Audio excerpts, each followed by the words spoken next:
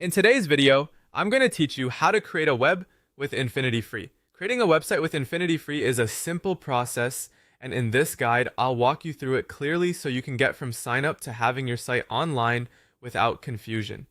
First, go to the Infinityfree website and register for a free account. Click the sign up button, enter your email address, create a password, and accept the terms of service. After that, check your inbox for the verification email and click the confirmation link.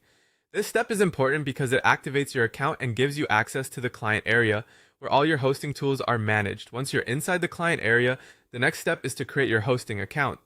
Look for the option to manage your account and choose create account.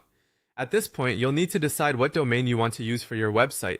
If you want to keep everything free, you can choose one of Infinityfree's subdomain extensions, such as epz.com or rfgd, and then enter a unique name to see if it's available. If you already own a custom domain, you can choose the custom domain option and enter it there instead.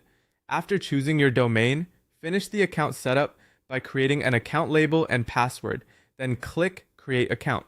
It's a good idea to choose a label that helps you recognize the project later, especially if you plan to host more than one website. When your hosting account is ready, click the control panel button in the client area. This is where you'll actually build your website. From here, you have a few different options depending on how you want to work.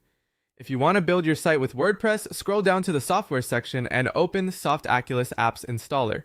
Select WordPress, click Install Now, and fill in your preferred admin username and password. Then click Install to complete the setup. This is a great option if you want a flexible website with themes and plugins.